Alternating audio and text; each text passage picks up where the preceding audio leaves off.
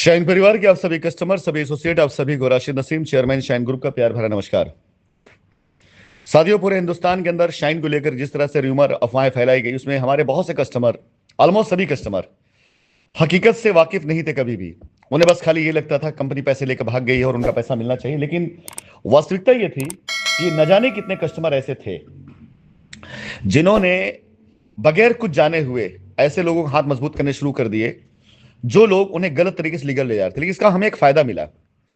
फायदा हमें यह मिला कि उसकी वजह जो जांच एजेंसियां एक्टिव हुई, उसमें शाइन के बहुत से डूबे हुए पैसों को और शाइन के साथ फ्रॉड के बहुत से लोगों को उनके अंजाम तक पहुंचा दिया।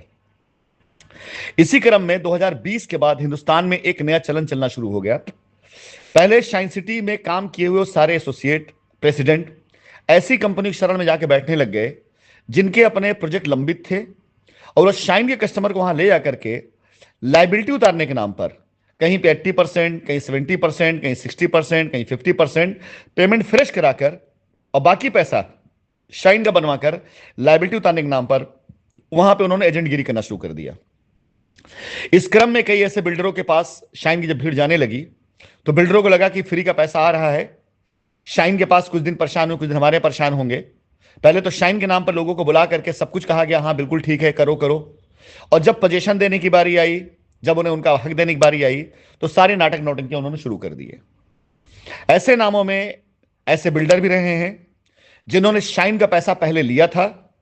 ऐसे फार्मर, ऐसे किसान भी रहे हैं। इसका एग्जांपल ऐसे भी ले सकते हैं कि कई साइटों पर ऐसा हो जहां किसान से डायरेक्ट रजिस्ट्री कराई गई। वहां कोई समूह नहीं था, वहां शाइन के प्रेसिडेंट थे, शाइन के एसोसिएट थे, जिन्होंने जाकर के किसानों को मिला करके किसान के पास गए पैसे से रजिस्ट्री डायरेक्ट करा दी। एसोसिएट ने कस्टमर की लायबिलिटी उतारने के नाम पर। जाहिर सी बात है कि अगर कोई चीज हुई है तो एक ना एक दिन तो ऊपर आएगा, और ये आना शुरू जब हुआ तो ऐसी डिटेल मेरे द्वारा या ऐसी डिटेल एजेंसियों के द्वारा बनाए ली जानी और उस पर एक्शन होना कोई बड़ी बात नहीं है। आज ये जो शुरुआत हुई है, ये शुरुआत एक्चुअली बहुत पहले हो चुकी है। 50 से ज्यादा ऐसे नाम जिनका शाइन के मामले में उस समय इन्वॉल्वमेंट नहीं, जब कंपनी चल रही थी, लेकिन शाइन के जाने के बाद शाइन के पैसों का दुरुपयोग या शाइन के कस्टमर के नाम पर, शाइन के कस्टमर से लायबिलिटी उतारने के नाम पर जो पैसे ले करके फिर उनका पैसा हड़प करके उन्हें जमीन ना लिखना, उन्हें उनका पैसा वापस ना देना या उन्हें उनका कब्जा ना देना, इस पर एक्शन चालू हो चुका है। यह आज एक पहली खबर है, पहली शुरुआत है। अगर इसका ठीक से फॉलोअप हुआ तो आपको समझ में आएगा कि इसमें कितने नाम इन्वॉल्व थे, कौन कौन थे और किस वजह से एक्शन हुआ। नहीं हुआ तो मैं बताऊंगा। मैं देखना चाहता हूं मीडिया इस खबर को आगे कैसे छापता है।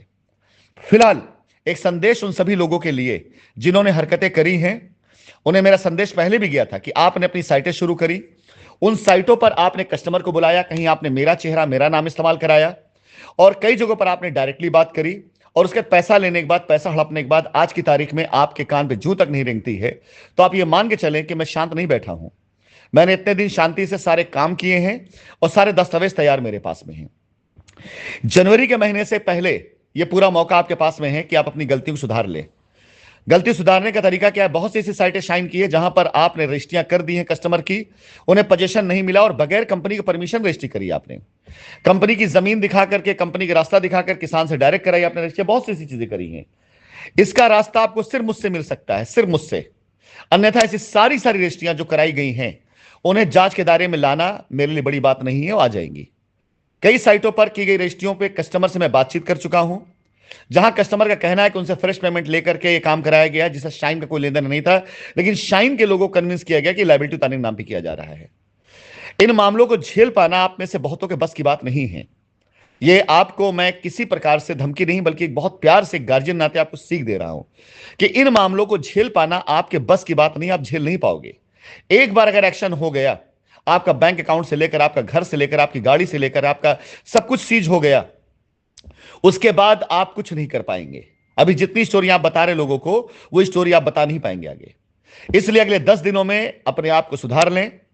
संपर्क चाहे जैसे करें मुझसे, यह आपके ऊपर है।